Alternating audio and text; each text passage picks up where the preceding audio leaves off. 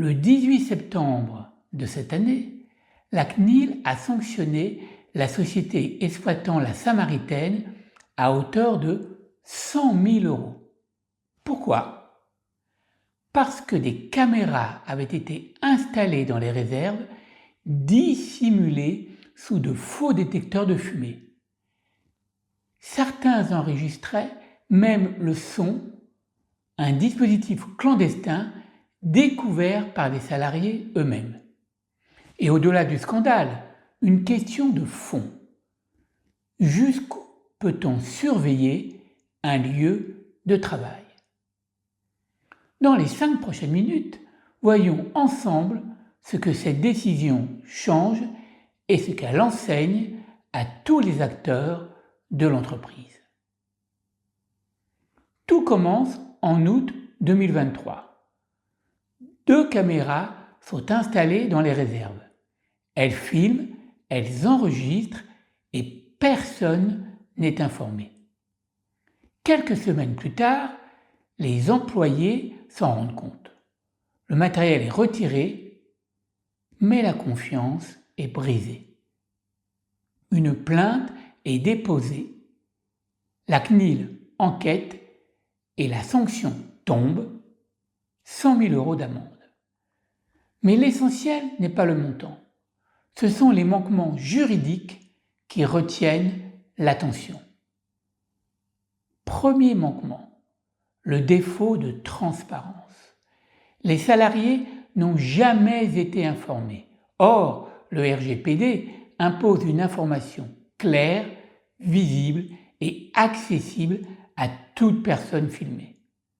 Deuxième manquement, la collecte excessive. Filmer peut être légitime, mais capter le son, c'est beaucoup plus intrusif.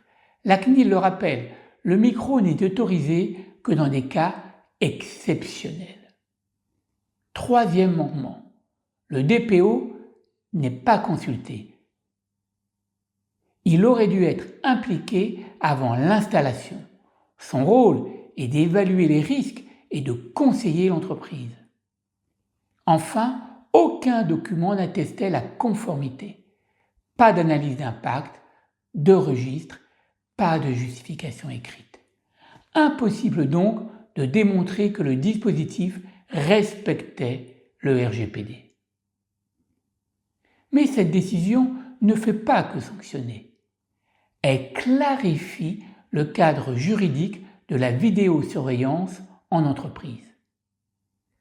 D'abord, les caméras dissimulées sont tolérées uniquement dans des situations exceptionnelles et pour une durée temporaire.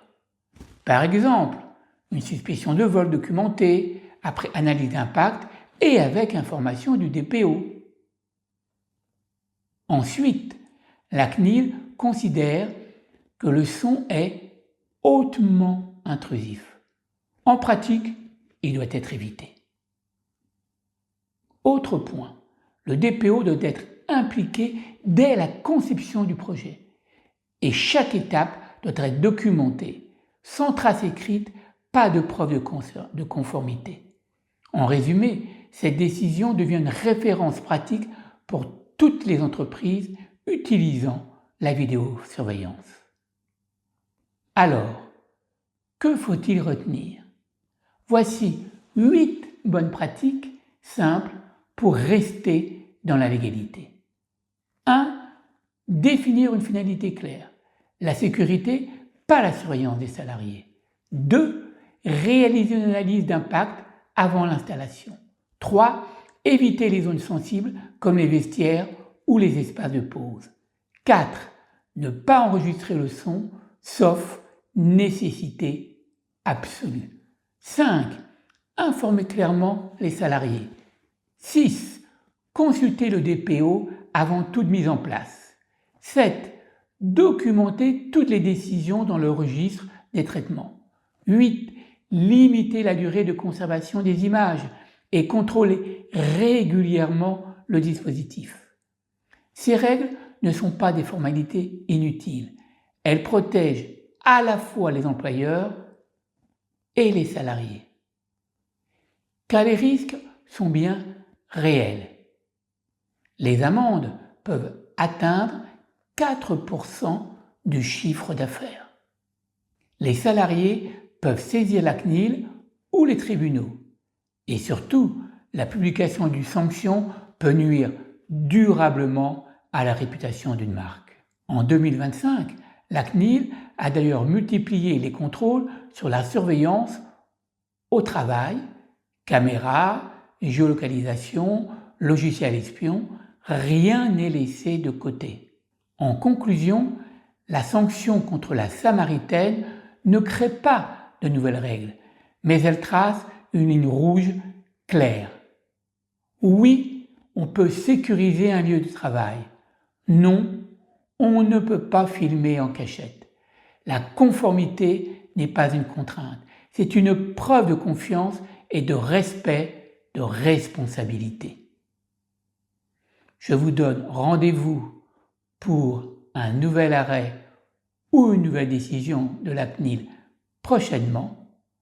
D'ici là, n'hésitez pas à vous abonner à ma chaîne YouTube Grenelle, la chaîne du dialogue social. Merci à vous et à bientôt.